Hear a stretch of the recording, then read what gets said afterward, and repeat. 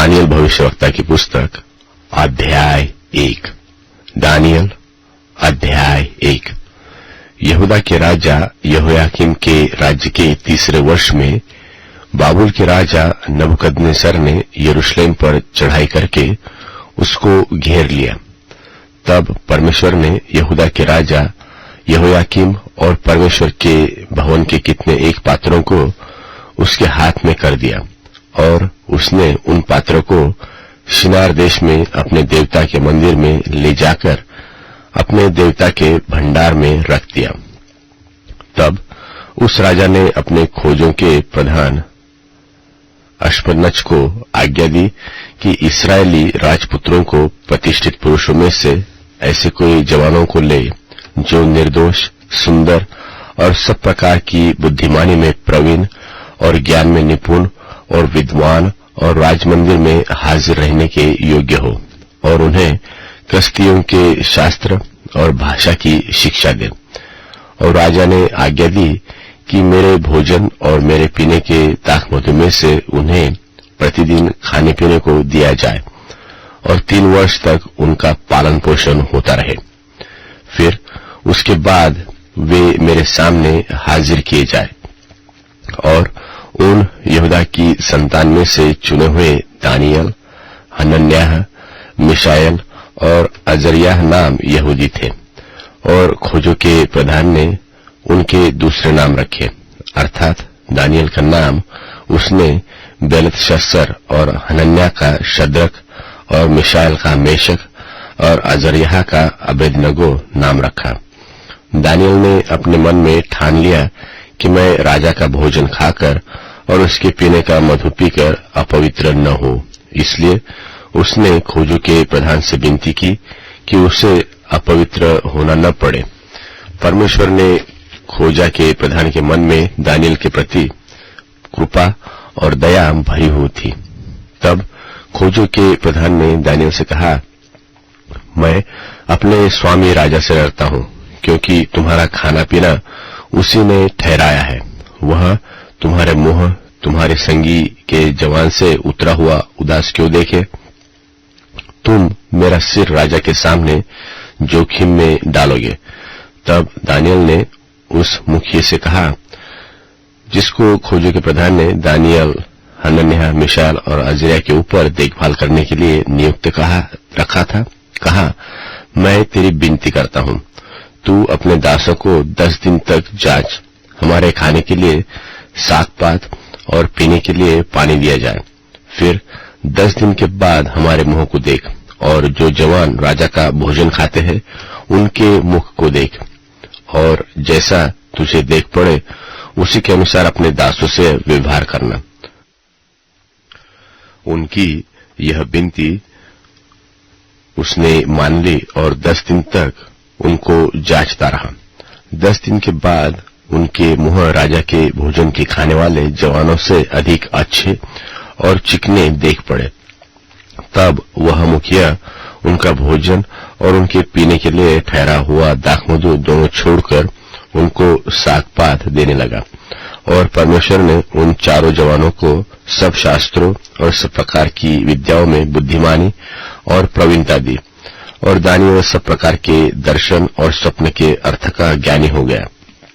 तब जितने दिन नबूकदनेस्सर राजा ने जवानों को भीतर ले आने की आज्ञा दी थी, उतने दिन के बीतने पर खोजों का प्रधान उन्हें उसके सामने ले गया, और राजा उनसे बातचीत करने लगा। तब दानियल, हनन्याह, मिशाएल और अजर्याह के तुल्य उन सब में से कोई न ठहरा, इसलिए वे राजा के सन्मुख हाजिर रहने लगे, और बुद्धि और हर प्रकार की समझ के विषय में जो कुछ राजा उनसे पूछता था, उसमें वे राज्यभार के सब ज्योतिषियों और तंत्रियों से 10 गुने निपुण ठहरते थे। और दानियल कुश्रू राजा के पहले वर्ष की पुस्तक अध्याय 2। दानियल अध्याय 2। अपने राज्य के दूसरे वर्ष में नबूकदनेस्सर ने ऐसा स्वप्न देखा जिससे उसका मन बहुत ही व्याकुल हो गया और उसको नींद न आई। तब राजा ने आज्ञा दी कि ज्योतिषी, तंत्री, टोने और कसदी बुलाए जाए कि वे राजा को उसका स्वप्न बताएं। सो वे आए और राजा के सामने हाजिर हुए। तब राजा ने उनसे कहा, मैंने एक स्वप्न देखा है और मेरा मन व्याकुल है कि स्वप्न को कैसे समझूं। कसदियों ने राजा से अराबी भाषा में कहा, हे राजा, तू चिरंजीव रहे, अपने दासों को स्वप्न बता और हम उसका फल बताएंगे। राजा ने कसदियों को उत्तर दिया कि मैं तो यह आज्ञा दे चुका हूं कि यदि तुम फल समेत स्वप्न को न बताओगे तो तुम टुकड़े टुकड़े किए जाओगे और तुम्हारे घर फुकवा दिए जाएंगे, और यदि तुम फल समेत स्वप्न को बताओगे तो मुझसे भांति भांति के दान और भारी प्रतिष्ठा पाओगे। इसलिए तुम मुझे फल समेत स्वप्न को बताओ। उन्होंने दूसरी बार कहा, हे राजा, स्वप्न तेरे दासों को बताया जाए और हम उसका फल समझा देंगे। राजा ने उत्तर दिया, मैं निश्चय जानता हूं कि तुम यह देखकर कि आज्ञा राजा के मुंह से निकल चुकी है, समय बढ़ाना चाहते हो। इसलिए यदि तुम मुझे स्वप्न न बताओगे तो तुम्हारे लिए एक ही आज्ञा है, क्योंकि तुमने गोष्ठी की होगी कि जब तक समय न बदले तब तक हम राजा के सामने झूठी और गपशप की बातें कहा करेंगे। इसलिए तुम मुझे स्वप्न को बताओ, तब मैं जानूंगा कि तुम उसका फल भी समझा सकते हो। कसदियों ने राजा से कहा, पृथ्वी भर में कोई ऐसा मनुष्य नहीं जो राजा के मन की बात बता सके, और न कोई ऐसा राजा व प्रधान व हाकिम कभी हुआ है जिसने किसी ज्योतिषी व तंत्री व कसदी से ऐसी बात पूछी हो। और जो बात राजा पूछता है वह अनोखी है, और देवताओं को छोड़कर जिनका निवास मनुष्यों के संग नहीं है, कोई दूसरा नहीं जो राजा को यह बता सके। इस बात से राजा ने झुंझलाकर अब बहुत ही क्रोधित होकर बाबुल के सब पंडितों को नाश करने की आज्ञा दे दी। सो यह आज्ञा निकली और पंडित लोगों का घात होने पर था, और लोग दानियल और उसके संगियों को ढूंढ रहे थे कि वे भी घात किए जाए। तब दानियल ने जल्लादों के प्रधान अर्योक से, जो बाबुल के पंडितों को घात करने के लिए निकला था, सोच विचार कर और बुद्धिमानी के साथ कहा, और वह राजा के हाकिम अर्योक से पूछने लगा कि यह आज्ञा राजा की ओर से ऐसी उतावली के साथ क्यों निकली।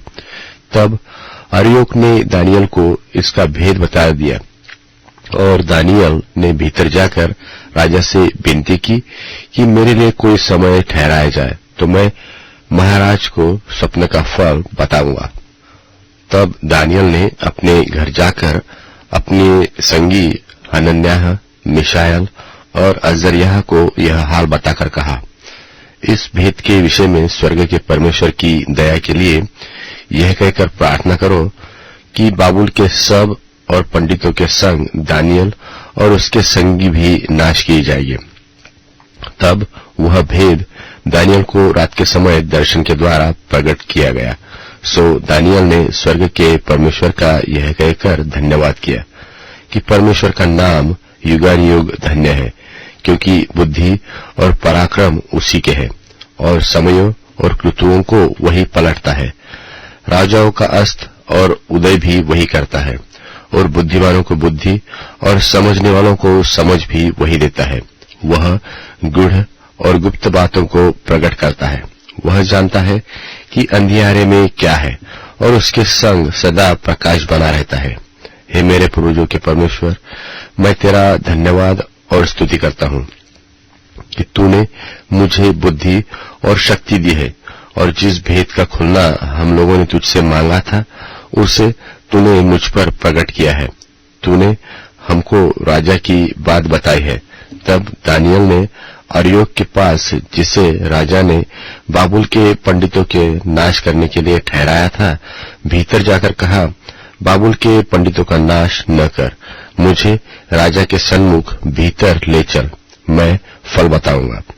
तब अर्योक ने दानियल को राजा के सन्मुख शीघ्र भीतर ले जाकर उससे कहा, यहूदी बंधुओं में से एक पुरुष मुझको मिला है जो राजा को स्वप्न का फल बताएगा। राजा ने दानियल से, जिसका नाम बेलशस्सर भी था, पूछा, क्या तुझमें इतनी शक्ति है कि जो स्वप्न मैंने देखा है उसे फल समेत मुझे बताए?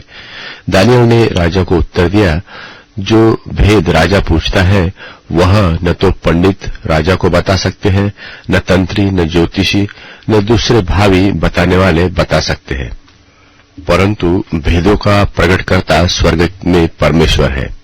और उसी ने नबूकदनेस्सर राजा को जताया है कि अंत के दिनों में क्या होने वाला है। तेरा स्वप्न और जो कुछ तूने पलंग पर पड़े हुए देखा वह यह है। हे राजा, जब तुझको पलंग पर यह विचार हुआ कि भविष्य में क्या क्या होने वाला है, तब भेदों को खोलने वाले ने तुझको बताया कि क्या होने वाला है। मुझ पर तो यह भेद कुछ इस कारण नहीं खोला गया कि मैं सब और प्राणियों से अधिक बुद्धिमान हूँ, केवल इसी कारण खोला गया है कि स्वप्न का फल राजा को बताया जाए और तू अपने मन के विचार समझ सके। हे राजा, जब तू देख रहा था तब एक बड़ी मूर्ति देख पड़ी, और वह मूर्ति जो तेरे सामने खड़ी थी सो लंबी चौड़ी थी, और उसकी चमक अनुपम थी, और उसका रूप भयंकर था। उस मूर्ति का सिर तो चोखे सोने का था, उसकी छाती और भुजाएं चांदी की, उसका पेट और जांघें पीतल की, उसकी टांगें लोहे की, और उसके पांव कुछ तो लोहे के और कुछ मिट्टी के थे। फिर देखते देखते तूने क्या देखा कि एक पत्थर में किसी ने बिना खोदे आप ही आप उखड़कर उस मूर्ति के पांव पर जो लोहे और मिट्टी के थे लगकर उनको चूर चूर कर डाला। तब लोहा, मिट्टी, पीतल, चांदी और सोना भी सब चूर चूर हो गया, और धूपकाल में खलिहानों के भूसे की नाई हवा से ऐसे उड़ गया कि उसका कहीं पता न रहा। और वह पत्थर जो मूर्ति पर लगा था वह बड़ा पहाड़ बनकर सारी पृथ्वी में फैल गया। स्वप्न तो यूं ही हुआ, और अब उसका फल हम राजा को समझा देते हैं। हे राजा, तू महाराजाधिकारी है, क्योंकि स्वर्ग के परमेश्वर ने तुझको राज्य, सामर्थ, शक्ति और महिमा दी है, और जहाँ कहीं मनुष्य पाए जाते हैं वहाँ उसने उनको सबों को और मैदान के जीव जंतु और आकाश के पक्षी भी तेरे वश में कर दिए हैं, और तुझको उन सबका अधिकारी ठहराया है। यह सोने का सिर तू ही है, और तेरे बाद एक राज्य और उदय होगा जो तुझसे छोटा होगा। फिर भी एक और तीसरा पीतल का सा राज्य होगा जिसमें सारी पृथ्वी आ जाएगी, और चौथा राज्य लोहे के तुल्य मजबूत होगा। लोहे से तो सब वस्तुएं चूर चूर हो जाती है और पीस जाती है, इसलिए जिस भांति लोहे से वे सब कुछ कुचल जाती है, उसी भांति उस चौथे राजा से सब कुछ चूर चूर होकर पीस जाएगा। और तूने जो मूर्ति के पांव और उसकी उंगलियों को देखा, जो कुछ कुम्हार की मिट्टी की और कुछ लोहे की थी, इससे वह चौथा राज्य बटा हुआ होगा। तो भी उसमें लोहे का सा कड़ापन होगा, जैसे कि तूने कुम्हार की मिट्टी के संग लोहा भी मिला हुआ देखा। और पांव की उंगलियां कुछ तो लोहे की और कुछ मिट्टी की थी। इसका फल यह है कि वह राज्य कुछ तो दृढ़ और निर्बल होगा। और तूने जो लोहे को कुम्हार की मिट्टी के संग मिला हुआ देखा, इसका फल यह है कि उस राज्य के लोग नीच मनुष्यों से मिले जुले तो रहेंगे, परंतु जैसे लोहा मिट्टी के साथ मेल नहीं खाता, वैसे ही वे दोनों भी एक बने रहेंगे। और उन राजाओं के दिनों में स्वर्ग का परमेश्वर एक ऐसा राज्य उदय करेगा जो अनंत काल तक न टूटेगा और न किसी दूसरी जाति के हाथ में किया जाएगा, वरन वह उन सब राज्यों को चूर चूर करेगा और उनका अंत कर डालेगा, और वह आप स्थिर रहेगा। तूने जो देखा कि एक पत्थर किसी के हाथ के बिन खोदे पहाड़ में से उखड़ा, और उसने लोहे, पीतल, मिट्टी, चांदी और सोने को चूर चूर किया, इसी रीति से महान परमेश्वर ने राजा को जताया कि इसके बाद क्या क्या होने वाला है, और न स्वप्न में न उसके फल में कुछ संदेह है। इतना सुनकर नबूकदनेस्सर राजा ने मुंह के बल गिरकर दानियल को दंडवत किया और आज्ञा दी कि इसको भेंट चढ़ाओ और इसके सामने सुगंध वस्तु जलाओ। फिर राजा ने दानियल से कहा, सच तो यह है कि तुम लोगों का परमेश्वर सब ईश्वरों का परमेश्वर है और राजाओं का राजा भेदों का खोलने वाला है, इसलिए तू यह भेद प्रकट कर पाया। तब राजा ने दानियल का पद बड़ा किया और उसको बहुत से बड़े बड़े दान दिए और यह आज्ञा दी कि वह बाबुल के सारे प्रांत पर हाकिम और बाबुल के सब पंडितों पर मुख्य प्रधान बने। तब दानियल के विनती करने से राजा ने शद्रक, मेशक और अबेदनगो को बाबुल के प्रांत के कार्य के ऊपर नियुक्त कर दिया, परंतु दानियल आप ही राजा के दरबार में रहा करता था। 3 दानियल भविष्यवक्ता की पुस्तक अध्याय 3। नबूकदनेस्सर राजा ने सोने की एक मूरत बनवाई जिसकी ऊंचाई 60 हाथ और चौड़ाई 6 हाथ की थी और उसने उसको बाबुल के प्रांत के दूरा नाम मैदान में खड़ा करवाया। तब नबूकदनेस्सर राजा ने अधिपतियों, हाकिमों, गवर्नरों, जजों और खजांचियों, न्यायियों, शास्त्रियों आदि प्रांत प्रांत के सब अधिकारियों को बुलवा भेजा कि वे उस मूरत की प्रतिष्ठा में जो उसने खड़ी करवाई थी आए। तब अधिपति, हाकिम, गवर्नर, जज, खजांची, न्यायी, शास्त्री आदि प्रांत प्रांत के सब अधिकारी नबूकदनेस्सर राजा की खड़ी कराई मूरत की प्रतिष्ठा के लिए इकट्ठे हुए और उस मूरत के सामने खड़े हुए। तब ढिंढोरिये ने ऊंचे शब्द से पुकार कर कहा, हे देश देश और जाति जाति के लोगों और भिन्न भिन्न भाषा बोलने वालों, तुमको यह आज्ञा सुनाई जाती है कि जिस समय तुम नरसिंगे, बांसुली, वीणा, सारंगी, सितार, शहनाई आदि सब प्रकार के बाजों का शब्द सुनो, उसी समय गिरकर नबूकदनेस्सर राजा की खड़ी कराई हुई सोने की मूरत को दंडवत करो, और जो कोई गिरकर दंडवत न करेगा वह उसी घड़ी धधकते हुए भट्टे के बीच में डाल दिया जाएगा। इस कारण उस समय जो ही सब जाति के लोगों को नरसिंगे, बांसुली, पीना, सारंगी, सितार, शहनाई आदि शब्द प्रकार के बाजों का शब्द सुन पड़ा, त्यों ही देश देश और जाति जाति के लोगों और भिन्न भिन्न भाषा बोलने वालों ने गिरकर उस सोने की मूरत को जो नबूकदनेस्सर राजा ने खड़ी कराई थी दंडवत की। उस समय कई एक कसदी पुरुष राजा के पास गए और यह कहकर यहूदियों की चुगली खाई। वे नबूकदनेस्सर राजा से कहने लगे, हे राजा, तू चिरंजीव रहे। हे राजा, तूने जो आज्ञा दी है कि जो जो मनुष्य नरसिंगे, बांसुली, बीना, सारंगी, सितार, शहनाई आदि सब प्रकार के बाजों का शब्द सुने, वह गिरकर उस सोने की मूरत को दंडवत करे, और जो कोई गिरकर दंडवत न करे वह धधकते हुए भट्टे के बीच में डाल दिया जाए।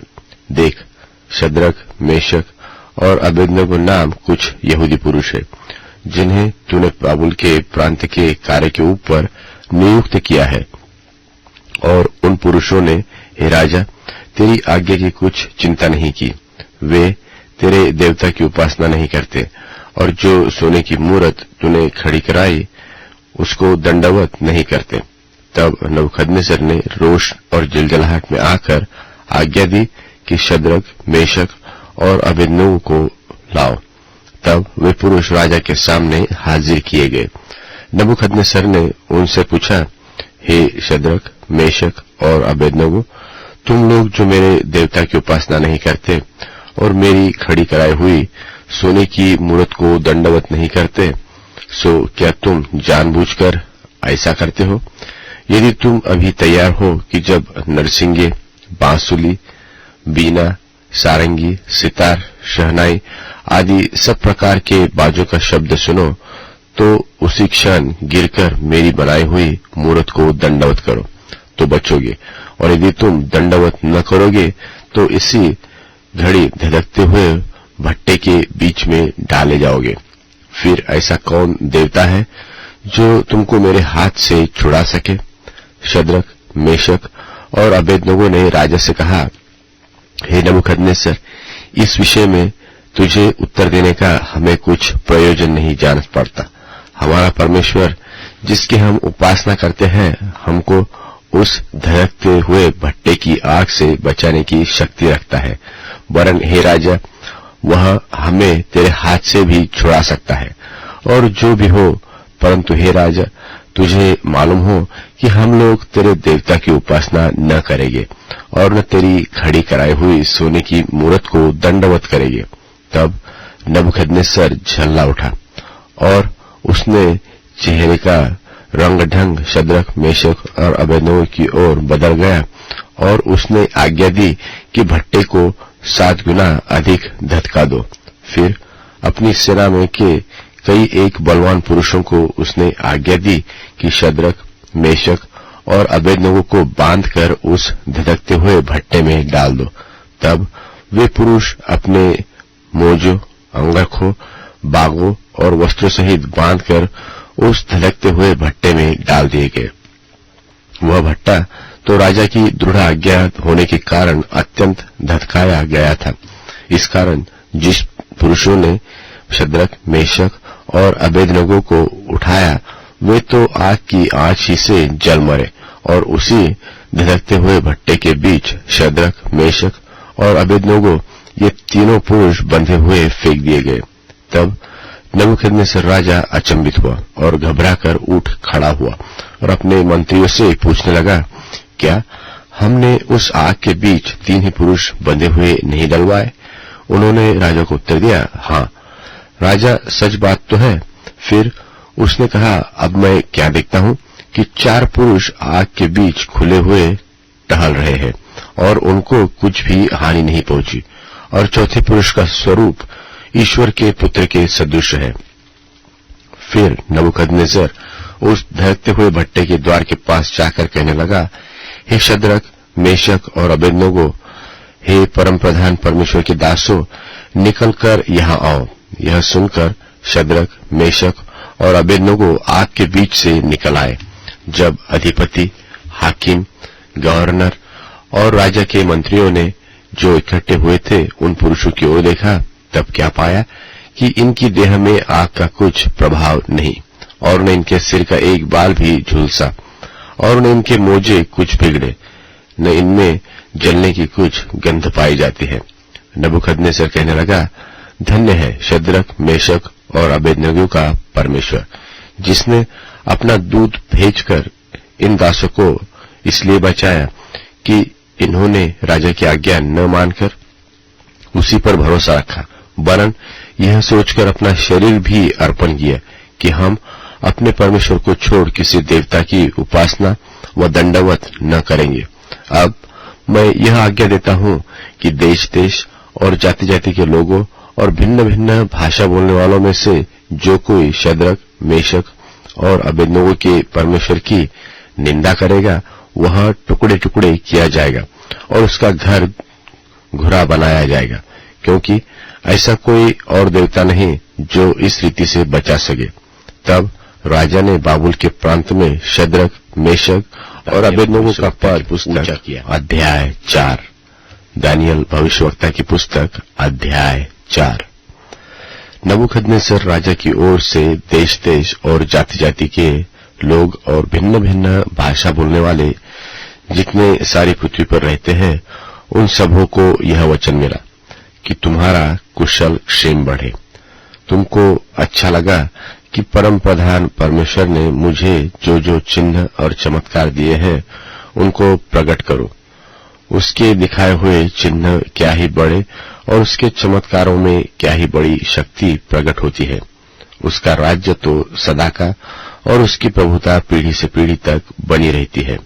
मैं नबूकदनेस्सर अपने भवन में जिसमें रहता था चैन से और प्रफुल्लित रहता था। मैंने ऐसा स्वप्न देखा जिसके कारण मैं डर गया और पलंग पर पड़े पड़े जो विचार मेरे मन में आए और जो बातें मैंने देखी उनके कारण मैं घबरा गया था। तब मैंने आज्ञा दी कि बाबुल के सब पंडित मेरे स्वप्न का फल मुझे बताने के लिए मेरे सामने हाजिर किए जाए।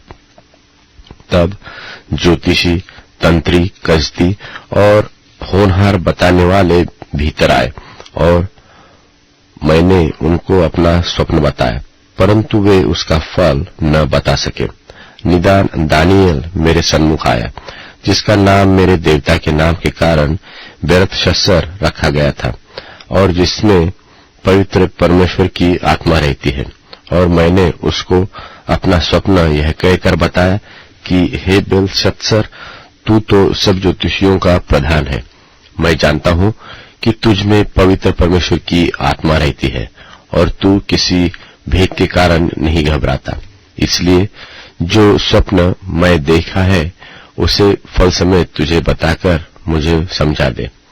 पलंग पर जो दर्शन मैंने पाया वह यह है, अर्थात मैंने क्या देखा कि पृथ्वी के बीचों बीच एक वृक्ष लगा है, जिसकी ऊंचाई बहुत बड़ी है। वह वृक्ष बढ़ बढ़कर दृढ़ हो गया, उसकी ऊंचाई स्वर्ग तक पहुंची और वह सारी पृथ्वी की छोर तक देख पड़ता है।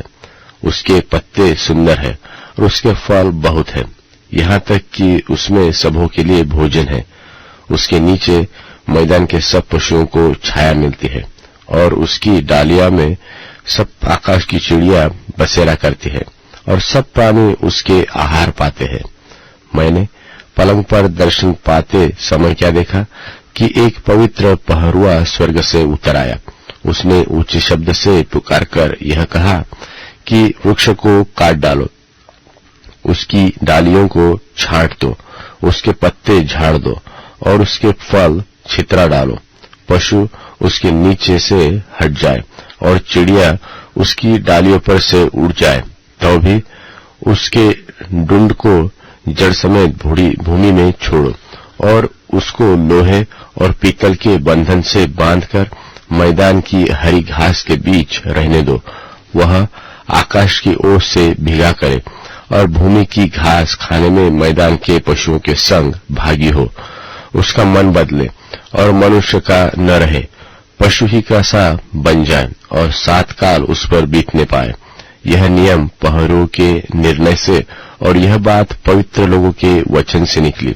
और उसकी यह मनसा है कि जो जीवित है सो जान ले कि परम प्रधान परमेश्वर मनुष्यों के राज्य में प्रभुता करता है और उसको जिसे चाहे उसे देता है, और तब उस पर नीच से नीच जाति को भी नियुक्त कर देता है। मुझ नबूकदनेस्सर राजा ने यही स्वप्न देखा। सो हे बेलतशस्सर, तू इसका फल बता, क्योंकि मेरे राज्य में कोई और पंडित तो इसका फल मुझे समझा नहीं सकता, परंतु तुझमें तो पवित्र परमेश्वर की आत्मा रहती है, इस कारण तू उसे समझा सकता है। तब दानियल, जिसका नाम बेलतशस्सर भी था, घड़ी भर घबराता रहा और सोचते सोचते व्याकुल हो गया। तब राजा कहने लगा, हे बेलतशस्सर, इस स्वप्न से व इसके फल से तू व्याकुल मत हो। बेलतशस्सर ने कहा, हे मेरे प्रभु, यह स्वप्न तेरे बैरियों पर और इसका अर्थ तेरे द्रोहियों पर फले। जिस वृक्ष को तूने देखा, जो बड़ा और दृढ़ हो गया और जिसकी ऊंचाई स्वर्ग तक पहुंची और जो पृथ्वी भर फैल गया, जिसके पत्ते सुंदर और फल बहुत थे, जिसमें सबों के लिए भोजन था, जिसके नीचे मैदान के सब पशु रहते थे और जिसकी डालियों में आकाश की चिड़िया बसेरा करती थी। हे राजा, उसका अर्थ तू ही है। तू तो बड़ा और सामर्थ्य हो गया, तेरी महिमा बड़ी और स्वर्ग तक पहुंच गई और तेरी प्रभुता पृथ्वी की छोर तक फैल गई है। और हे राजा, तूने जो एक पवित्र पहरुए को स्वर्ग से उतरते और यह कहते देखा कि वृक्ष को काट डालो और उसका नाश करो, तो भी उसके ठुंड को जड़ समेत भूमि में छोड़ो और उसको लोहे और पीतल के बंधन से बांधकर मैदान की हरी घास के बीच में रहने दो।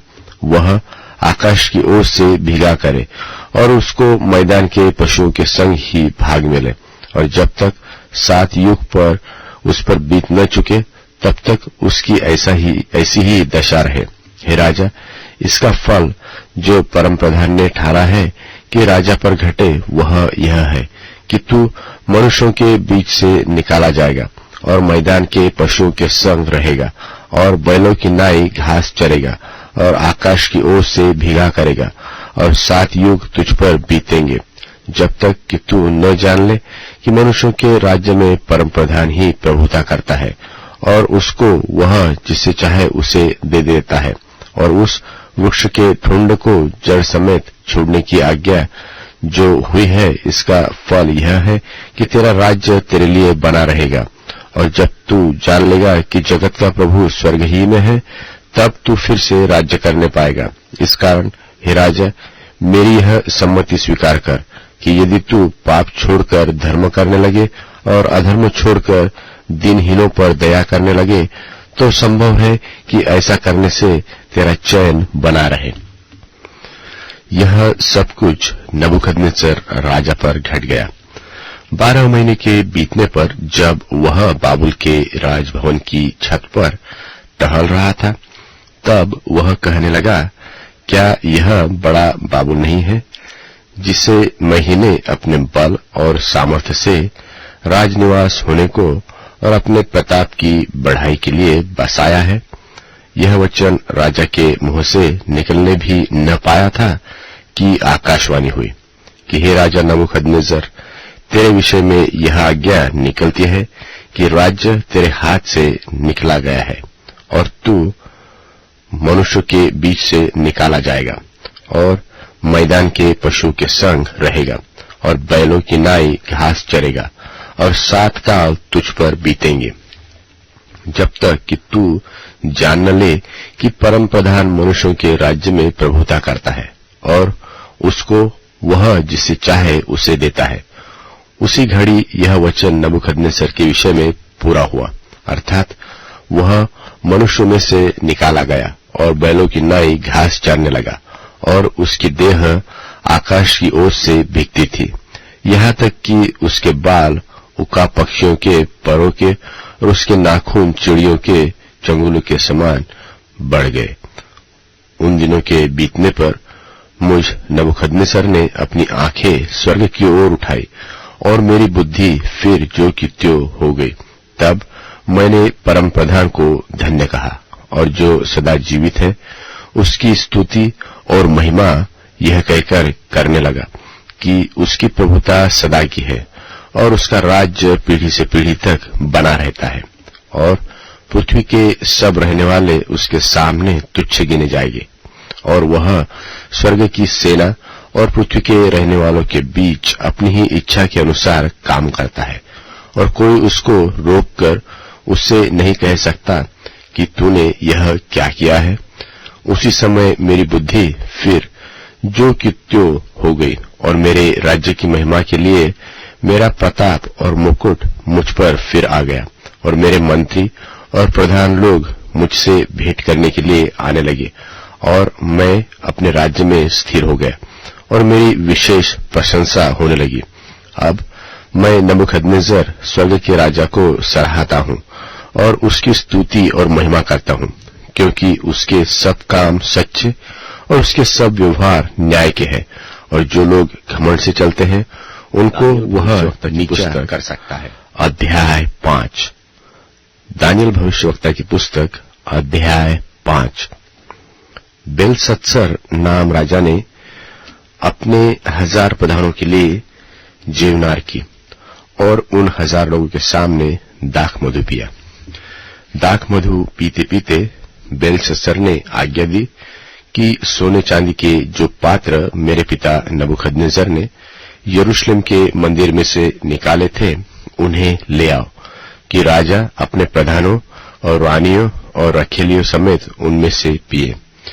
तब जो सोने के पात्र यरूशलेम में परमेश्वर के भवन के मंदिर में से निकाले गए थे वे लाए गए और राजा अपने प्रधानों और रानियों और रखेलियों समेत उनमें से पीने लगा।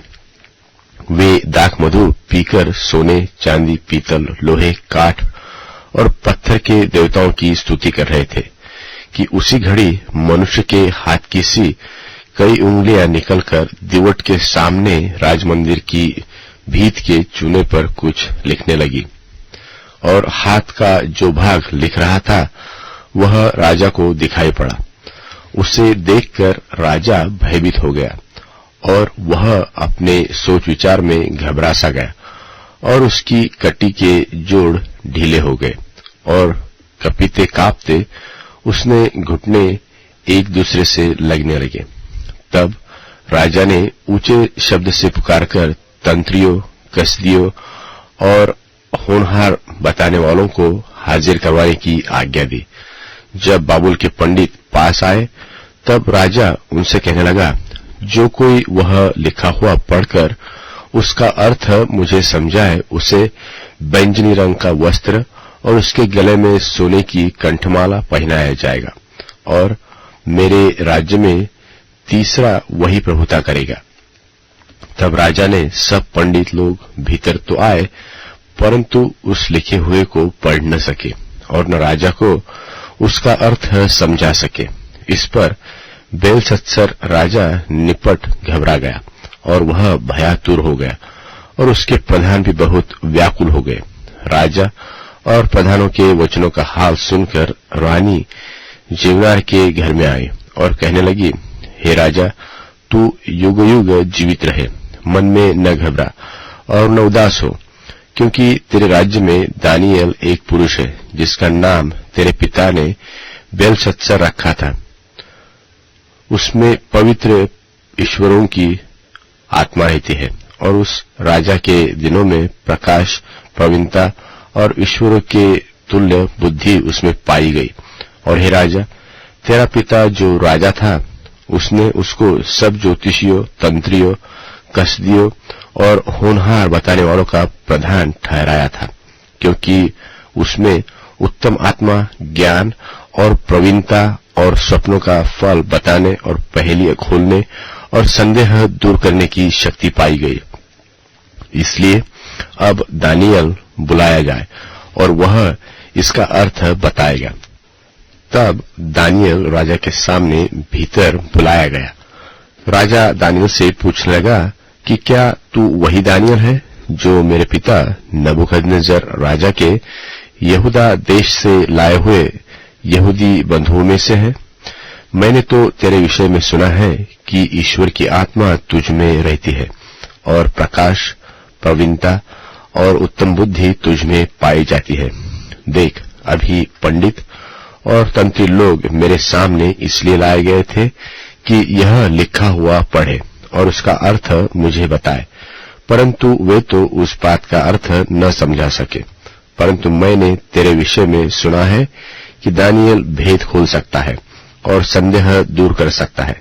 इसलिए अब यदि तू उस लिखे हुए को पढ़ सके और उसका अर्थ भी मुझे समझा सके तो मैं तुझे बैंगनी रंग का वस्त्र और तेरे गले में सोने की कंठमाला पहनाया जाएगा और राज्य में तीसरा तू ही प्रभुता करेगा। दानियल ने राजा से कहा, अपने दान अपने पास ही रख और जो बदला तू देना चाहता है वह दूसरे को दे। मैं वह लिखी हुई बात राजा को पढ़ सुनाऊंगा और उसका अर्थ भी तुझे समझाऊंगा। हे राजा, परम प्रधान परमेश्वर ने तेरे पिता नबूकदनेस्सर को राज्य, बड़ाई, प्रतिष्ठा और प्रताप दिया था और उस बड़ाई के कारण जो उसने उसको दी थी, देश देश और जाति जाति के सब लोग और भिन्न भिन्न भाषा बोलने वाले उसके सामने कांपते और थरथराते थे। जिसको वह चाहता उसे वह घात करता था और जिसको वह चाहता उसे वह जीवित रखता था। जिसको वह चाहता उसे वह ऊंचा पद देता था और जिसको वह चाहता उसे वह गिरा देता था। निदान जब उसका मन फूल उठा और उसकी आत्मा कठोर हो गई, यहाँ तक कि वह अभिमान करने लगा, तब वह अपने राज्य सिंहासन पर से उतर गया और उसकी प्रतिष्ठा भंग की गई और वह मनुष्य में से निकाला गया और उसका मन पशुओं का सा और उसका निवास जंगली गधों के बीच हो गया और वह बैलों की नाई घास चरता और उसका शरीर आकाश की ओर से भीगा करता था, जब तक कि उसने जान न लिया कि परम प्रधान परमेश्वर मनुष्यों के राज्य में प्रभुता करता है और जिसे चाहता उसी को उस पर अधिकारी ठहराता है।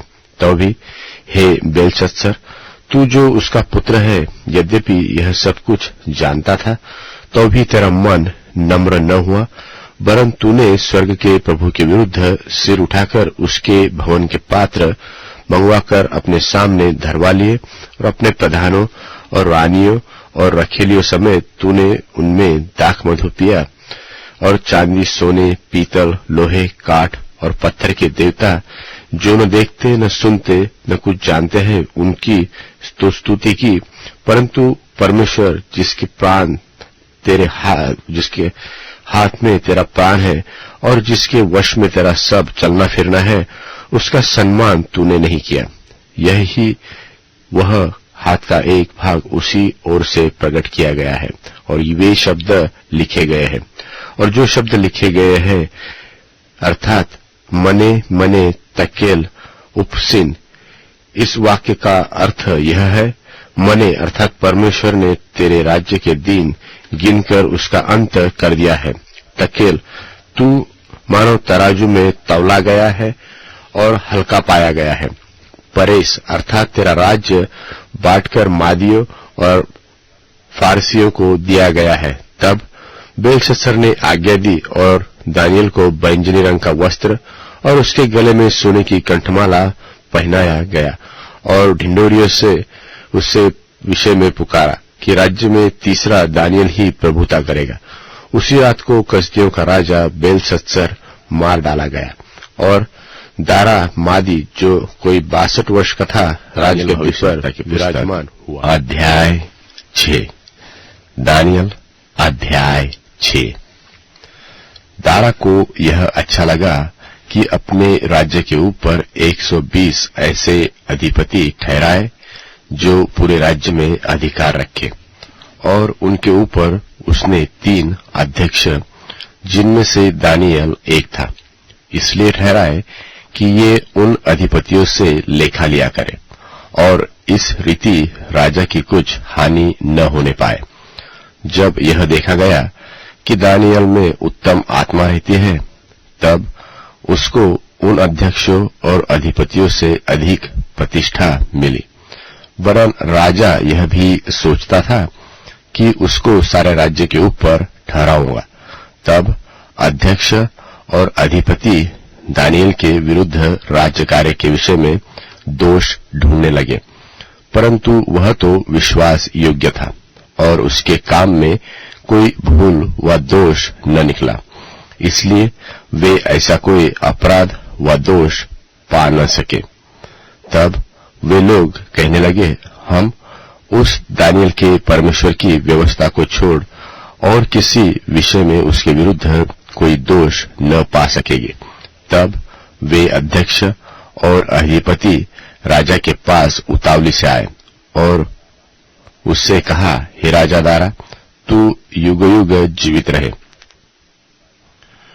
राज्य के सारे अध्यक्षों ने और हाकिमों, अधिपतियों, न्यायियों और गवर्नरों ने भी आपस में सम्मति की है कि राजा ऐसी आज्ञा दे और ऐसी कड़ी आज्ञा निकाले कि 30 दिन तक जो कोई, हे राजा, तुझे छोड़ किसी और मनुष्य से व देवता से विनती करे, वह सिंहों की मांद में डाल दिया जाए।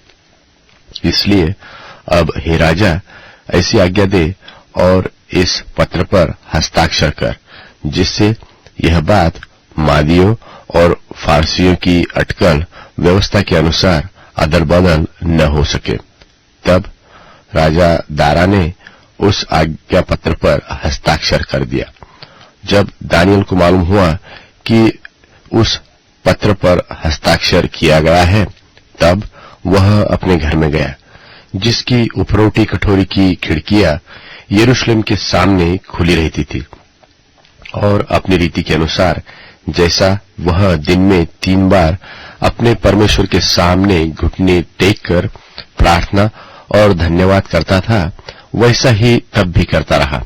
तब उन पुरुषों ने उतावली से आकर दानियल को अपने परमेश्वर के सामने विनती करते और गिड़गिड़ाते हुए पाया।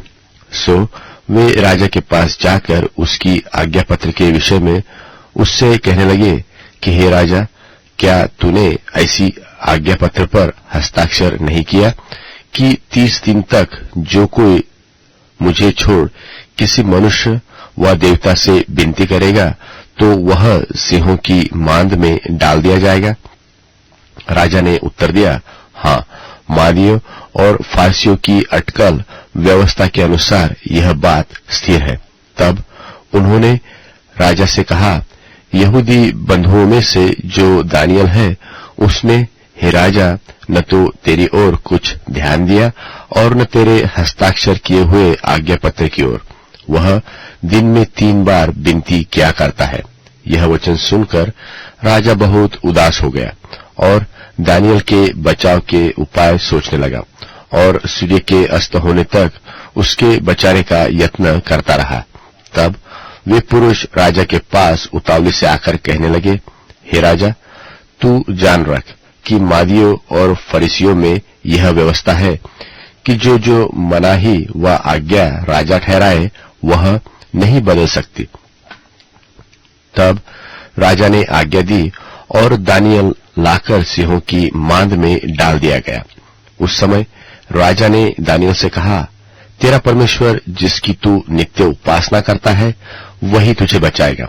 तब एक पत्थर लाकर उस गड्ढे के मुंह पर रखा गया और राजा ने उस पर अपनी अंगूठी से और अपने प्रधानों की अंगूठियों से मुहर लगा दी कि दानियल के विषय में कुछ बदलने न पाए।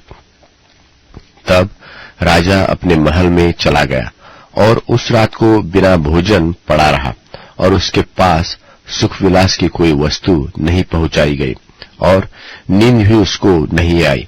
भोर को वह फटते ही राजा उठा और सिंहों के गड्ढे की ओर फुर्ती से चला गया। जब राजा गड्ढे के निकट आया तब शोक भरी वाणी से चिल्लाने लगा और दानियल से कहने लगा, हे दानियल, हे जीवते परमेश्वर के दास, क्या तेरा परमेश्वर जिसकी तू नित्य उपासना करता है तुझे सिंहों से बचा सका है? तब दानियल ने राजा से कहा, हे राजा, तू युग युग जीवित रहे। मेरे परमेश्वर ने अपना दूत भेजकर सिंहों के मुंह को ऐसा बंद कर दिया कि उन्होंने मेरी कुछ भी हानि नहीं की। इसका कारण यह है कि मैं उसके सामने निर्दोष पाया गया और हे राजा, तेरी भी मैंने कुछ हानि नहीं की। तब राजा ने दानियल के विषय में बहुत आनंदित होकर उसको गड्ढे में से निकालने की आज्ञा दी और दानियल गड्ढे में से निकाला गया और उसमें हानि का कोई चिन्ह न पाया गया, क्योंकि वह अपने परमेश्वर पर विश्वास रखता था। और राजा ने आज्ञा दी कि जिन पुरुषों ने दानियल की चुगली खाई थी वे अपने लड़के वालों और स्त्रियों समेत लाकर सिंहों के गड्ढे में डाल दिए जाए। और वे गड्ढे में की पेंदी तक न पहुंचे थे कि सिंहों ने उन पर झपटकर सब हड्डियों समेत उनको चबा डाला। तब दारा राजा ने सारी पृथ्वी के रहने वाले देश देश और जाति जाति के सब लोगों और भिन्न भिन्न भाषा बोलने वालों के पास यह लिखा कि तुम्हारा बहुत कुशल हो। मैं यह आज्ञा देता हूं कि जहां जहां मेरे राज्य का अधिकार है वहां वहां के लोग दानियल के परमेश्वर के सन्मुख कांपते और थरथराते रहे, क्योंकि जीवता और युगानुयुग तक रहने वाला परमेश्वर वही है। उसका राज्य अविनाशी और उसकी प्रभुता सदा स्थिर रहेगी। जिसने दानियल को सिंह से बचाया है वह बचाने और छुड़ाने वाला है और स्वर्ग में और पृथ्वी पर चिन्हों और चमत्कारों का प्रकट करने वाला है। और दानियल, दारा और कुस्रू फारसी दोनों के राज्य के दिनों में की पुस्तक अध्याय 7। दानियल अध्याय 7।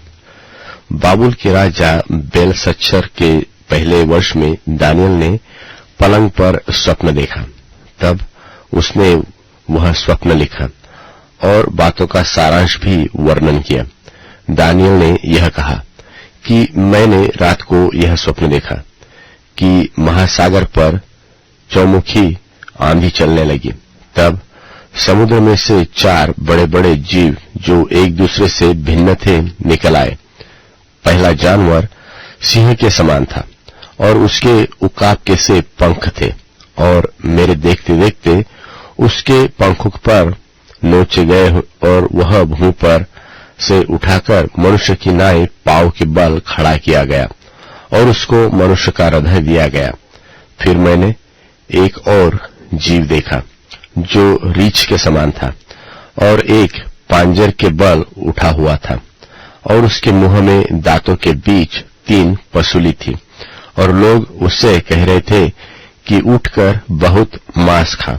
इसके बाद मैंने दृष्टि की और देखा कि चीते के समान एक और जीव जंतु है जिसकी पीठ पर पक्षी के से 4 पंख है और उस जंतु के 4 सिर है और उसको अधिकार दिया गया।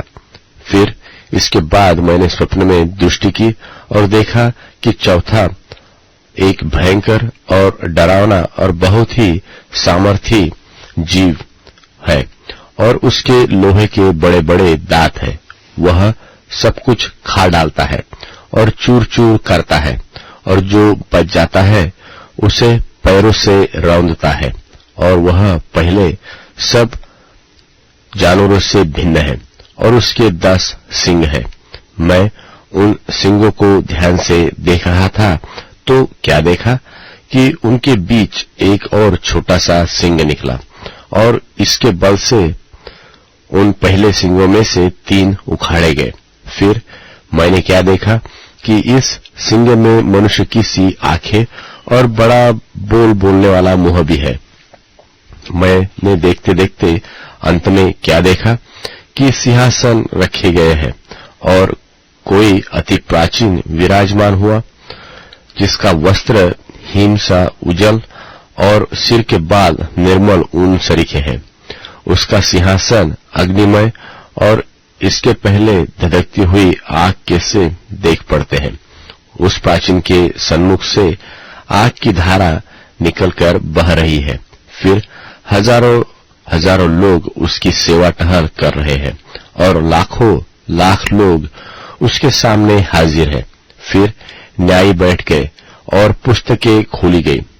उस समय उस सिंह का बड़ा बोल सुनकर मैं देखता रहा और देखते देखते अंत में क्या देखा कि वह जानवर घात किया गया और उसका शरीर धधकती हुई आग से भस्म किया गया और रहे हुए जंतुओं का अधिकार ले लिया गया, परंतु उनका प्राण कुछ समय के लिए बचाया गया। मैंने रात में स्वप्न में दृष्टि की और देखा कि मनुष्य के संतान सा कोई आकाश के बादलों समेत आ रहा है और वह उस अति प्राचीन के पास पहुंचा और वे उसको उसके समीप लाए। तब उसको ऐसी प्रभुता, महिमा और राज्य दिया गया कि देश देश और जाति जाति के लोग और भिन्न भिन्न भाषा बोलने वाले सब उसके अधीन हो। उसकी प्रभुता सदा की और अटल और उसका राज्य अविनाशी ठहरा।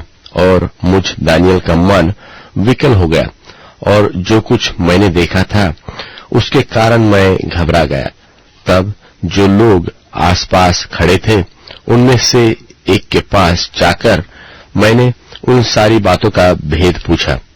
उसने यह कहकर मुझे उन बातों का अर्थ बता दिया कि उन 4 बड़े बड़े जानवरों का अर्थ 4 राज्य है जो पृथ्वी पर उदय होंगे, परंतु परम प्रधान के पवित्र लोग राज्य को पाएंगे और युगानुयुग उनके अधिकारी बने रहेंगे। तब मेरे मन में यह इच्छा हुई कि उस चौथे जानवर का भेद भी जान लूं, जो और तीनों से भिन्न और अति भयंकर था। उसके दांत लोहे के और नख पीतल के थे। वह सब कुछ खा डालता और चूर चूर करता और बचे हुओं को पैरों से रौंद डालता था। फिर उसके सिर के 10 सींगों का भेद और जिस ओर सिंह के निकलने से 3 सींग गिर गए, अर्थात जिस सिंह की आंखें और बड़ा बोलने वाला मुंह और सब और सिंहों से अधिक भयंकर था, उनके भी भेद जानने की मुझे इच्छा हुई। और मैंने देखा था कि वह सिंह पवित्र लोगों के सब लड़ाई करके उन पर उस समय तक प्रबल भी हो गया, जब तक कि वह अति प्राचीन न आ गया और परम प्रधान के पवित्र लोग न्यायी न ठहरे और उन पवित्र लोगों के राज्याधिकारी होने का समय न आ पहुंचा। उसने कहा, उस चौथे जानवर का अर्थ एक और चौथा राज्य है, जो पृथ्वी पर होकर और सब राज्यों में भिन्न होगा और सारी पृथ्वी को नाश करेगा और दाव दाव कर चूर करेगा। और उन 10 सिंगों का अर्थ यह है कि उस राज्य में से 10 राजा उठेंगे और उनके बाद उन पहलों से भिन्न एक और राजा उठेगा, जो 3 राजाओं को गिरा देगा और वह परम प्रधान के विरुद्ध बातें करेगा और परम प्रधान के पवित्र लोगों को पीस डालेगा और समयों और व्यवस्था के बदल देने की आशा करेगा, वरन 3.5 काल तक वे सब उसके वश में कर दिए जाएंगे और न्यायी बैठेंगे। तब उसकी प्रभुता छीनकर मिटाई और नाश की जाएगी, यहाँ तक कि उसका अंत ही हो जाएगा। तब राज्य और प्रभुता और धरती पर के राज्य की महिमा परम प्रधान ही की प्रजा अर्थात उसके पवित्र लोगों को दी जाएगी।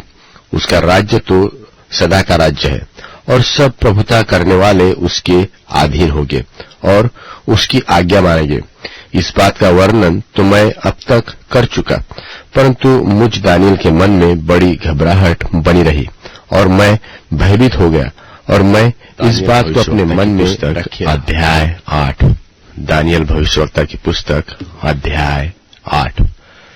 बेलशस्सर राजा के राज्य के 3रे वर्ष में एक बात मुझ दानियल को दर्शन के द्वारा उस बात के बाद दिखाई गई, जो पहले मुझे दिखाई गई थी।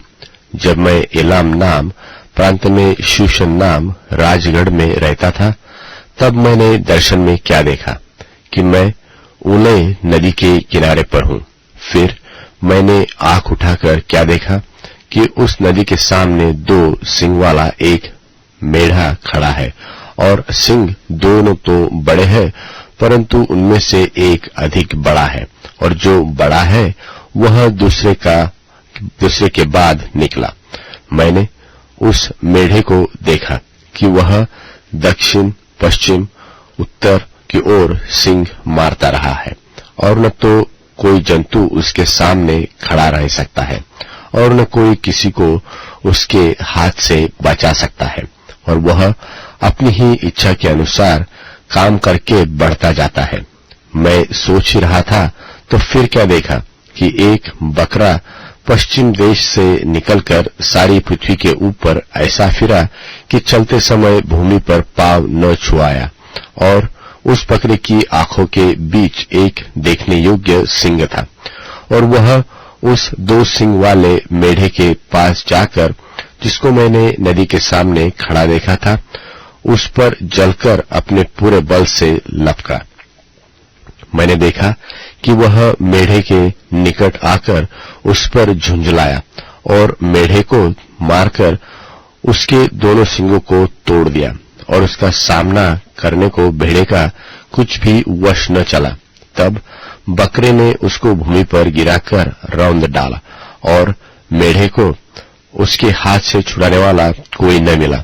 तब बकरा अत्यंत बढ़ाई मारने लगा और जब बलवंत हुआ तब उसका बड़ा सिंग टूट गया और उसकी संति देखने योग्य 4 सिंग निकलकर चारों दिशाओं की ओर बढ़ने लगे। फिर इनमें से एक सिंग से एक छोटा सा सिंग और निकला, जो दक्षिण पूरब और शिरोमणि देश की ओर बहुत ही बढ़ गया, वरन वह स्वर्ग की सेना तक बढ़ गया और उसमें से और तारों में से भी कितनों को भूमि पर गिराकर रौंद डाला, वरन वह उस सेना के प्रधान तक भी बढ़ गया और उसका नित्य होम बलि बंद कर दिया गया और उसका पवित्र वास स्थान गिरा दिया गया और लोगों के अपराध के कारण नित्य होम बलि के साथ सेना भी उसके हाथ में कर दी गई और उस सिंह ने सच्चाई को मिट्टी में मिला दिया और वह काम करते करते कृतार्थ हो गया। तब मैंने एक पवित्र जन को बोलते सुना। फिर एक और पवित्र जन ने उस पहले बोलने वाले से पूछा कि नित्य होम बलि और उजाड़ने वाले अपराध के विषय में जो कुछ दर्शन देखा गया वह कब तक फलता रहेगा, अर्थात पवित्र स्थान और सेना दोनों का रौंदा जाना कब तक होता रहेगा।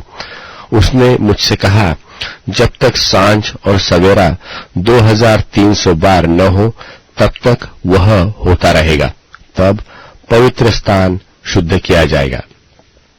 यह बात दर्शन में देखकर मैं दानियल इसके समझने का यत्न करने लगा। इतने में पुरुष का रूप धरे हुए कोई मेरे सन्मुख खड़ा हुआ देख पड़ा। तब मुझे उलय नदी के बीच से एक मनुष्य का शब्द सुन पड़ा, जो पुकार कर कहता था कि हे जिब्राइल, उस जन को उसकी देखी हुई बातें समझा दे। तब जहां मैं खड़ा था वह मेरे निकट आया और उसके आते ही मैं घबरा गया और मुंह के बल गिर पड़ा। तब उसने मुझसे कहा, हे मनुष्य के संतान, उन देखी हुई बातों को समझ ले, क्योंकि उनका अर्थ अंत ही के समय में फलेगा। जब वह मुझसे बातें कर रहा था तब मैं अपना मुंह भूमि की ओर किए हुए भारी नींद में पड़ा था, परंतु उसने मुझे छूकर सीधा खड़ा किया। तब उसने कहा, क्रोध भड़कने के अंत के दिनों में जो कुछ होगा वह मैं तुझे जताता हूं, क्योंकि अंत के ठहराए हुए समय में वह सब पूरा हो जाएगा।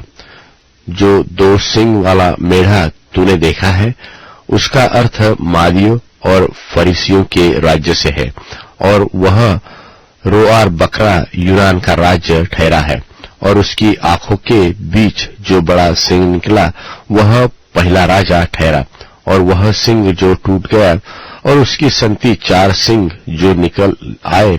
इसका अर्थ यह है कि उस जाति से 4 राज्य उदय तो होंगे, परंतु उनका बल उसका सा न होगा, और उन राज्यों के अंत समय में जब अपराधी पूरा बल पकड़ेंगे तब क्रूर दृष्टि वाला और पहली उपजने वाला एक राजा उठेगा, और उसका सामर्थ्य बड़ा तो होगा, परंतु उस पहले राजा का सा नहीं, और अद्भुत रीति से लोगों को नाश करेगा और कृतार्थ होकर काम करता जाएगा, और सामर्थियों को और पवित्र लोगों के समुदाय को नाश करेगा, और उसकी चतुराई के कारण उसका छल सफल होगा, और वह मन में फूल कर निडर रहते हुए बहुत लोगों को नाश करेगा।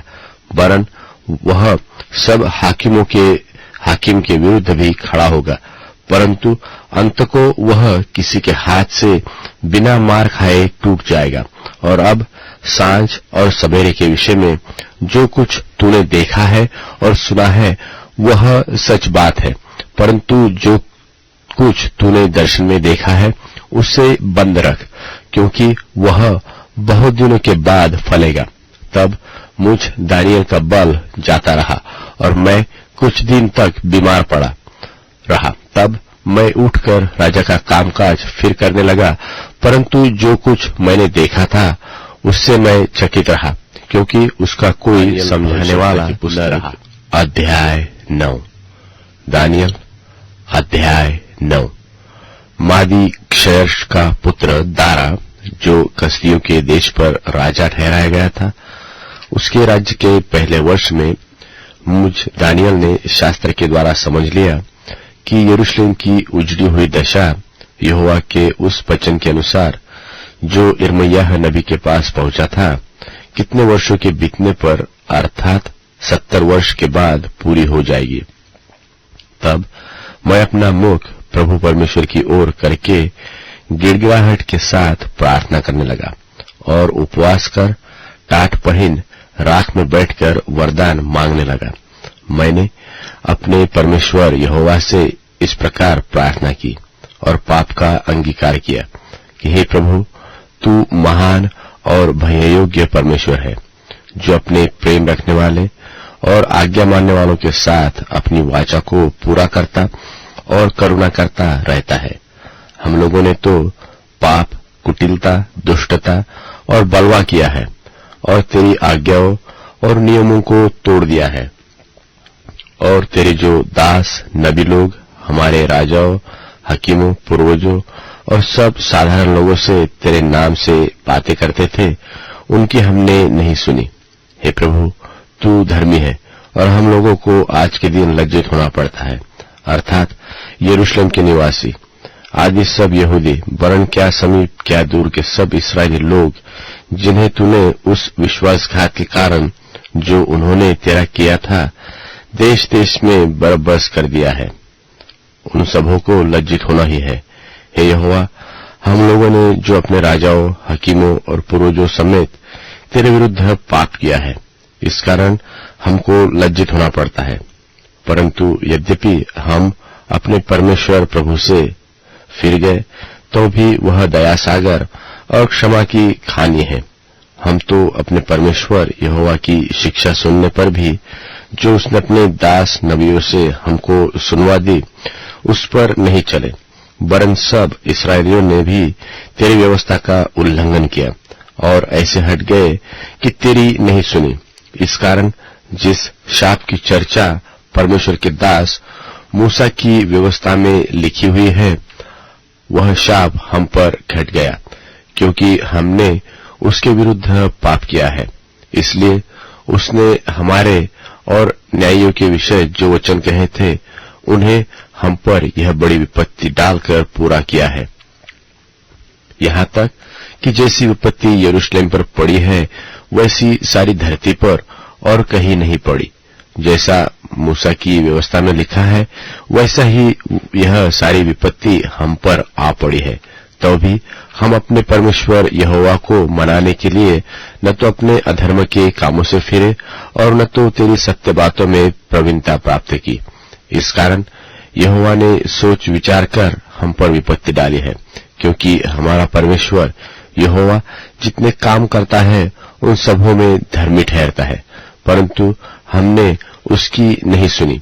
और अब हे परमेश्वर, हे प्रभु, तूने तो अपनी प्रजा को मिस्र देश से बलि हाथ के द्वारा निकाल लाकर अपना ऐसा नाम बड़ा किया जो आज तक प्रसिद्ध है, परंतु हमने पाप किया है और दुष्टता की है।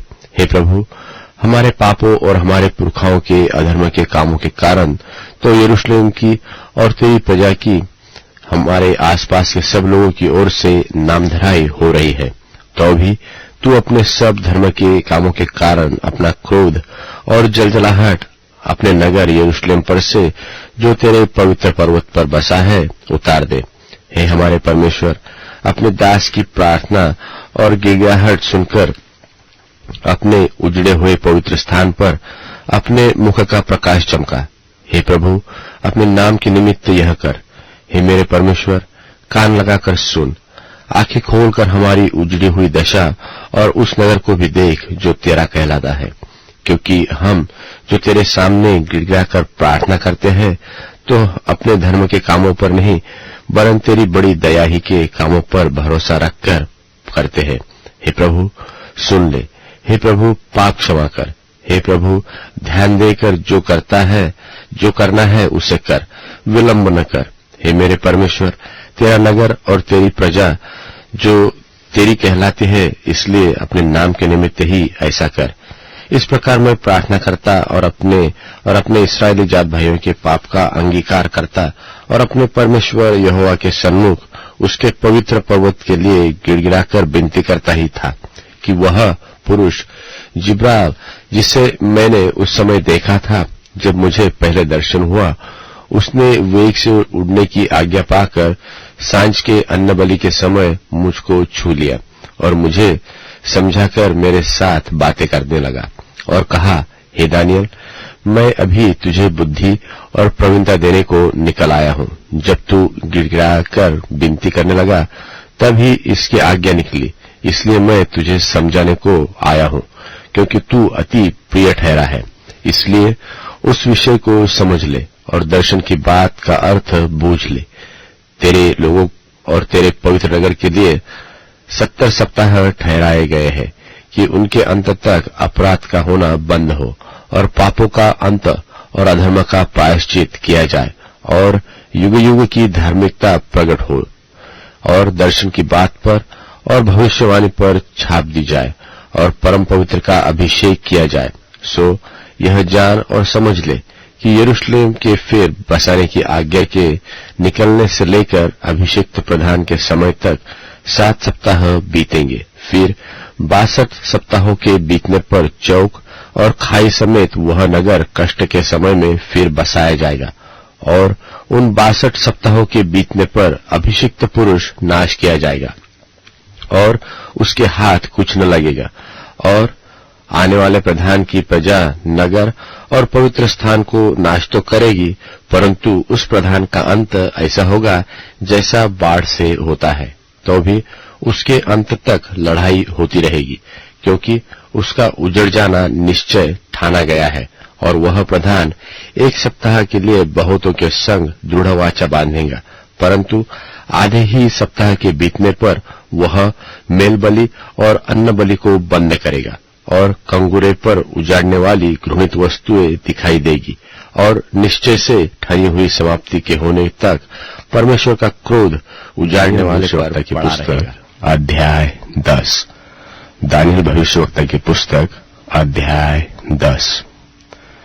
फारस देश के राजा कुस्रू के राज्य के 3रे वर्ष में दानियल पर, जो बेलतशस्सर भी कहलाता है, एक बात प्रकट की गई और यह बात सच है कि बड़ा युद्ध होगा। उसने इस बात को बूझ लिया और इस देखी हुई बात की समझ उसको आ गई। उन दिनों में दानियल 3 सप्ताह तक शोक करता रहा। उन 3 सप्ताहों के पूरे होने तक मैंने न तो स्वादिष्ट भोजन किया और न मांस व दाख मधु अपने मुंह में रखा और न अपनी देह में कुछ भी तेल लगाया। फिर पहले महीने के 24वें दिन को मैं हिद्देकेल नाम नदी के तीर पर था।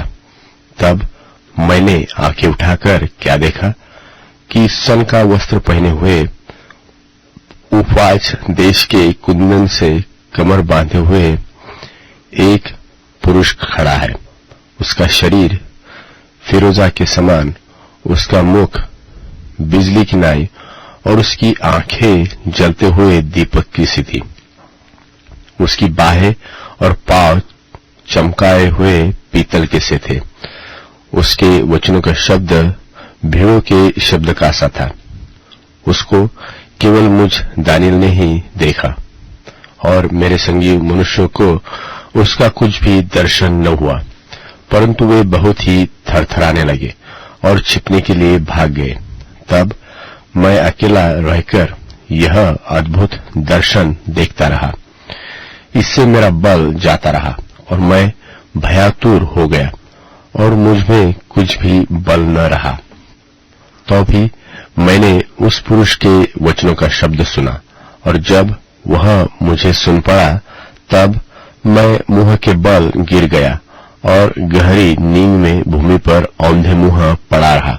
फिर किसी ने अपने हाथ से मेरी देह को छुआ और मुझे उठाकर घुटनों और हथेलियों के बल लड़खड़ाते बकैया बैठा दिया। तब उसने मुझसे कहा, हे दानियल, हे अति प्रिय पुरुष, जो वचन मैं तुझसे कहना चाहता हूं उसे समझ ले और सीधा खड़ा हो, क्योंकि मैं अभी तेरे पास भेजा गया हूं। जब उसने मुझसे यह वचन कहा, तब मैं खड़ा तो हो गया, परंतु थरथराता रहा। फिर उसने मुझसे कहा, हे दानियल, मत डर, क्योंकि पहले ही दिन को जब तूने समझने, बूझने और अपने परमेश्वर के सामने अपने को दीनहीन बनाने की ओर मन लगाया, उसी दिन तेरे वचन सुने गए और मैं तेरे वचनों के कारण आ गया हूं। फारस के राज्य का प्रधान तो 21 दिन तक मेरा सामना किए रहा, परंतु मिकाएल नाम जो मुख्य प्रधानों में से है, वह मेरी सहायता के लिए आया। इसलिए फारस के राजाओं के पास मेरे रहने का प्रयोजन न रहा। और अब मैं तुझे समझाने आया हूं कि अंत के दिनों में तेरे लोगों की क्या दशा होगी, क्योंकि जो तूने दर्शन पाकर देखा है वह कुछ दिनों के बाद फलेगा।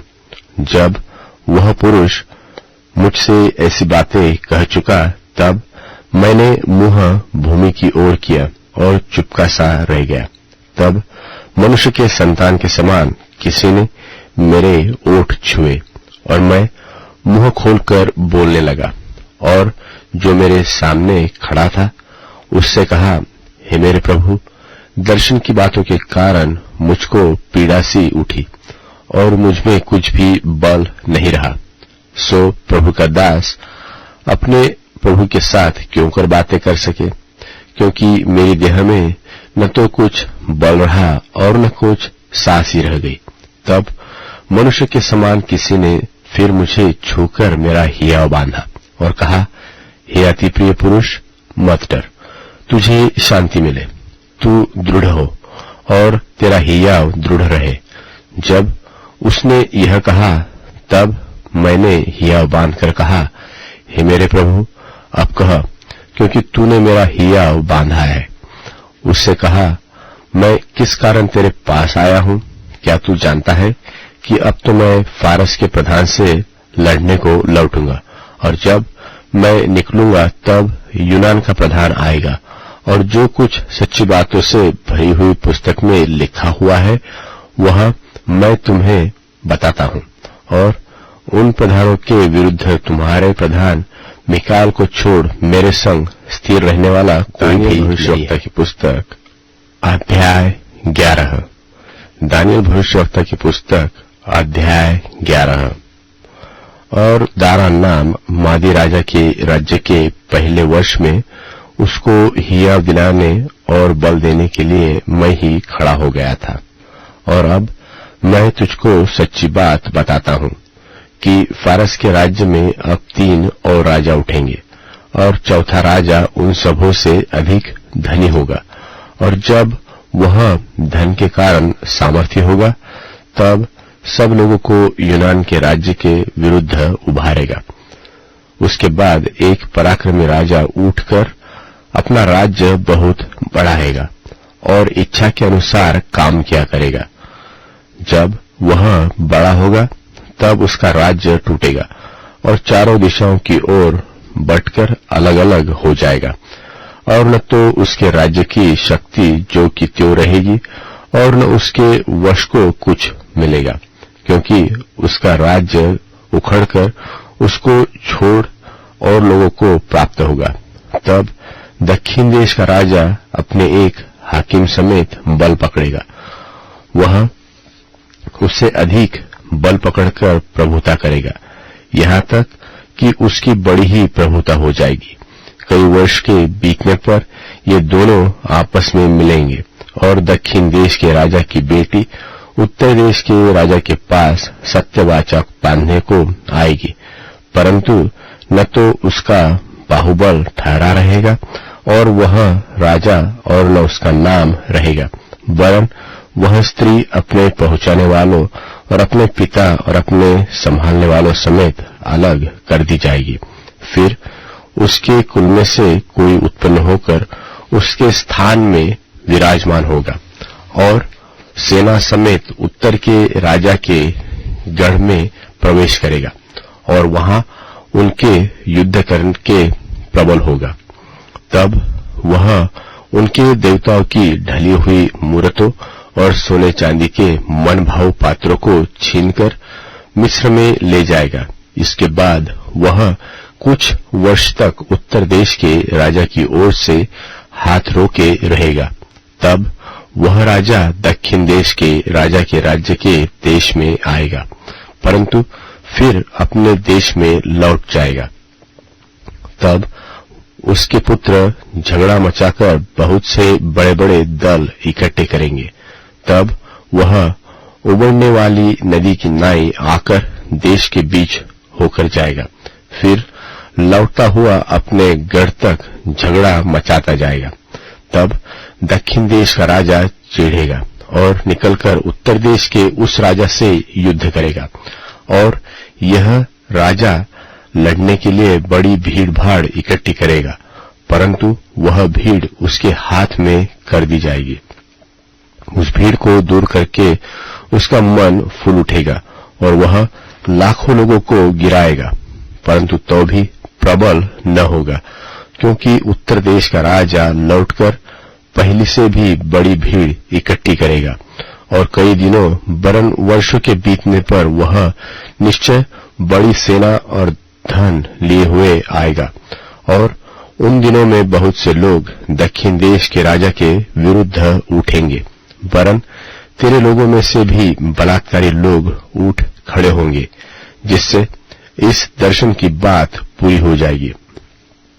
परंतु वे ठोकर खाकर गिरेंगे। तब उत्तर देश का राजा आकर किला बांधेगा और दृढ़ नगर ले लेगा, और दक्षिण देश के न तो प्रधान खड़े रहेंगे और न बड़े बड़े वीर, न किसी को खड़े रहने का बल होगा। तब उनके विरुद्ध जो भी आएगा वह अपनी इच्छा पूरी करेगा और उसका सामना करने वाला कोई न रहेगा, वरन वह हाथ में सत्यानाश लिए हुए शिरोमणि देश में भी खड़ा होगा। तब वह अपने राज्य के पूर्व बल समेत कई सीधे लोगों को संग लिए हुए आने लगेगा और अपनी इच्छा के अनुसार काम दिया करेगा। और उसको एक स्त्री इसलिए दी जाएगी कि बिगाड़ी जाए, परंतु वह स्थिर न रहेगी, न उस राजा की होगी। तब वह द्वीपों की ओर मुंह करके बहुतों को ले लेगा, परंतु एक सेनापति उसकी की हुई नामधराई को मिटाएगा, वरन पलटाकर उसी के ऊपर लगा देगा। तब वह अपने देश के गढ़ों की ओर मुंह फेरेगा और वहां ठोकर खाकर गिरेगा और उसका पता कहीं न रहेगा। तब उसके स्थान में ऐसा कोई उठेगा जो शिरोमणि राज्य में बरबस करने वाले को घुमाएगा, परंतु थोड़े दिन बीतने पर वह क्रोध व युद्ध किए बिना नाश हो जाएगा। फिर उसके स्थान में एक तुच्छ मनुष्य उठेगा, जिसकी राज प्रतिष्ठा पहले तो न होगी, तो भी वह चैन के समय आकर चिकनी चुपड़ी बातों के द्वारा राज्य को प्राप्त करेगा। तब उसकी भुजारूपी बाढ़ से लोग, वरन वाचा का प्रधान भी उसके सामने से बहकर नाश होंगे, क्योंकि वह उसके संग वाचा बांधने पर भी छल करेगा और थोड़े ही लोगों को संग लिए हुए चढ़कर प्रबल होगा। चैन के समय वह प्रांत के उत्तम से उत्तम स्थानों पर चढ़ाई करेगा, और जो काम न उसके पुरखा और न उसके पुरखाओं के पुरखा करते थे, उसे वह करेगा, और लूटी छीनी धन संपत्ति उनमें बहुत बांटा करेगा, और वह कुछ काल तक दृढ़ नगरों के लेने की कल्पना करता रहेगा। तब दक्षिण देश के राजा के विरुद्ध बड़ी सेना लिए हुए अपने बल और हियाव को बढ़ाएगा, और दक्षिण देश का राजा अत्यंत बड़ी और सामर्थी सेना लिए हुए युद्ध तो करेगा, परंतु ठहर न सकेगा, क्योंकि लोग उसके विरुद्ध कल्पना करेंगे, वरन उसके भोजन के खाने वाले भी उसको हरवाएंगे। और यद्यपि उसकी सेना बाढ़ की नाई चढ़ेगी, तो भी उसके बहुत से लोग मर मिटेंगे। तब उन दोनों राजाओं के मन बुराई करने में लगेंगे, यहाँ तक कि वे एक ही मेज पर बैठे हुए भी आपस में झूठ बोलेंगे, और इससे कुछ बनना पड़ेगा, क्योंकि इन सब बातों का अंत नियत ही समय में होने वाला है। तब उत्तर देश का राजा बड़ी लूट लिए हुए अपने देश को लौटेगा, और उसका मन पवित्र वाचा के विरुद्ध उभरेगा, और वह अपनी इच्छा पूरी करके अपने देश को लौट जाएगा। नियत समय पर वह फिर दक्षिण देश की ओर जाएगा, परंतु उस अगली बार के समान इस बार भी उसका वश न चलेगा, क्योंकि कित्तियों के जहाज उसके विरुद्ध आएंगे। इसके लिए वह उदास होकर लौटेगा और पवित्र वाचा पर चिढ़कर अपनी इच्छा पूरी करेगा, और लौटकर पवित्र वाचा के तोड़ने वालों की सुधि लेगा। तब उसके सहायक खड़े होकर दृढ़ पवित्र स्थान को अपवित्र करेंगे और नित्य होम बलि को बंद करेंगे और उजाड़ने वाली घृणित वस्तु को खड़ा करेंगे। और जो लोग दुष्ट होकर उस वाचा को तोड़ेंगे उनको वह चिकनी चुपड़ी बातें कहा कर भक्तिहीन कर देगा। परंतु जो लोग अपने परमेश्वर का ज्ञान रखेंगे वे हियाव बांधकर बड़े काम करेंगे और लोगों के सिखाने वाले जन बहुतों को समझाएंगे। परंतु तलवार से छींटकर और आग में जलकर और बंधुए होकर और लूटकर बहुत दिन तक बड़े दुख में पड़े रहेंगे।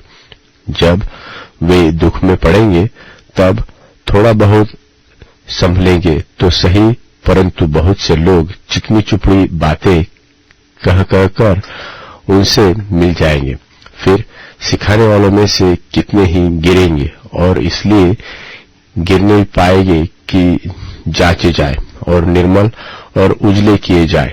यह दशा अंत के समय तक बनी रहेगी, क्योंकि इन सब बातों का अंत नियत ही समय में होने वाला है। तब वह राजा अपनी ही इच्छा के अनुसार काम करेगा और सारे देवताओं के ऊपर अपने को ऊंचा और बड़ा ठहराएगा। वरन सब देवताओं के ऊपर जो परमेश्वर है उसके विरुद्ध भी अनोखी बातें कहेगा। और जब तक परमेश्वर का क्रोध शांति न हो जाए तब तक उस राजा का कार्य सफल होता रहेगा, क्योंकि जो कुछ निश्चय करके ठाना हुआ है वह अवश्य ही पूरा होने वाला है। फिर वह अपने पुरखाओं के देवताओं की भी चिंता न करेगा और न तो स्त्रियों की प्रीति की कुछ भी चिंता करेगा, न किसी देवता की, वरन वह सबों के ऊपर अपने ही को बड़ा ठहराएगा और वह अपने राजपद पर स्थिर रहकर दृढ़ गढ़ों ही के देवता का सम्मान करेगा, अर्थात एक देवता का जिसे उसके पुरखा न जानते थे। वह सोना चांदी मणि और मन भावनी वस्तुएं चढ़ाकर सम्मान करेगा और उस बिराने देवता के सहारे से वह अति दृढ़ गढ़ों से लड़ेगा और जो कोई उसको माने उसे वह बड़ी प्रतिष्ठा देगा और ऐसे लोगों को बहुतों के ऊपर प्रभुता देगा और अपने लाभ के लिए अपने देश की भूमि को बांट देगा।